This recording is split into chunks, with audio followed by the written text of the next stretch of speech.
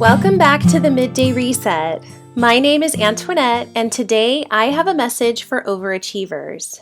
To my overachiever listeners, the ones who wake up each morning with ideas of what needs to be done next to get closer to that next goal, or who might feel at times that things just aren't moving fast enough, or that they are somehow behind in the imaginary race of life that each of us is on, but not with each other. I think anxiety inevitably hits people like you. People like us, because I have also been described by many people as an overachiever before. Some say I'm a go-getter, some say I make it look easy, some scoff when I say that life gets hard. However you want to term it, I am talking to you. I think being proactive and pushing toward goals requires a special kind of energy, and with a focus on so much looking forward and planning for the future, seeing what you want and figuring out how to get to that, constantly looking at yourself and deciding what needs to change, figuring out how you measure up, all of those things that get piled on can often come with the unwanted baggage of anxiety. For some, it doesn't, but for many, it does. For me, it does. Overachievers are often peak performers. Some of the brightest talent that has made marks on our world came from the minds of people who were always pushing and striving for more. But we've also seen that for many, it came at a price when there was no balance between the drive and the time spent at rest stops, aka self-care and timeouts. The drive can take you to some amazing places, but stopping to enjoy the scenery where you are is important too. The energy for overachieving will have you constantly looking for what's next, scanning the landscape for what's ahead, and feverishly trying to map out and plan the journey, but it will never be enough.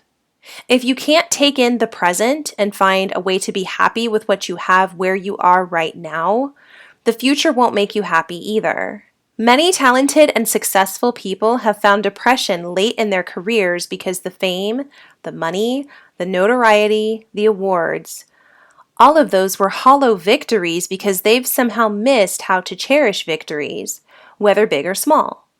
Big victories are the culmination of a lot of tiny wins along the way. And those teeny tiny wins should be celebrated and appreciated, even paused for. If you cannot pause for the little things, you likely won't be able to truly appreciate the big things. And appreciation is never wrong, never ever bad. It's a form of gratitude. And gratitude, as I always say, is the universal feel-good. It can make pretty much anything more pleasant. It has the power to brighten sadness and grief, and it's a great means for remaining self-aware. You were given the focus, the drive, the creative energy, and the creative mind to see goals and dreams through to their completion, but those big victories are not what life is comprised of. Sure, getting married, having a family, owning a home, owning a business, all of those things are huge notches on what our world considers to be the yardstick of success. But it's important to point out that life doesn't just happen in those big wins that get scratched off or tallied up on the invisible scoreboard. The moments where I have found the most joy, affirmation, and felt most alive came from those small moments in between. When I volunteer and someone tells me that their day has been made so much brighter simply because of something that I did for them, or because I made time to listen to them, or because I donated something of mine that I no longer needed but they very much did, those things make my heart skip a beat. I feel joy in those moments because I get to share a connection with other humans around me, even in the slightest of ways. Actress Betty White has a slew of credits to her name, and a career that has spanned across 8 decades. The woman is talented, she's seasoned, and she is celebrated.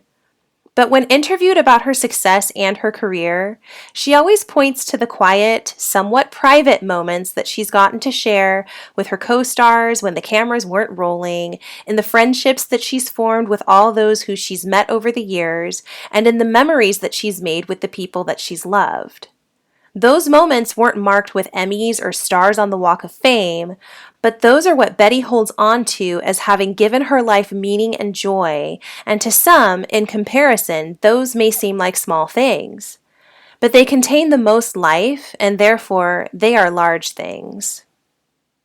As an overachiever, it can be easy to miss those things if you're constantly fueling your tank with thoughts of what needs to be done next or what the next big milestone will be. It's okay to pause. It's okay to take a break from the striving.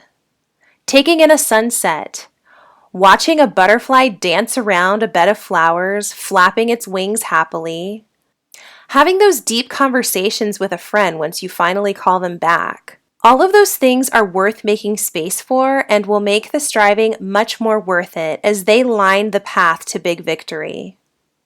Celebrating all of your wins will not only give you a fonder appreciation, but it will be easier for you in the long run as you keep your anxiety at bay.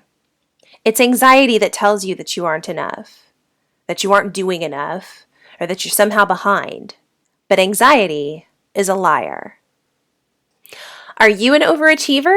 Even if you don't think so, you probably have some overachieving qualities, and I would love to hear about them. I have a brand new email address that you can write to me at over at info@middayreset.com. You can also follow me on Instagram at the Midday Reset, or you can like our page on Facebook at the Midday Reset as well. Take care, my friends, and I will see you next time.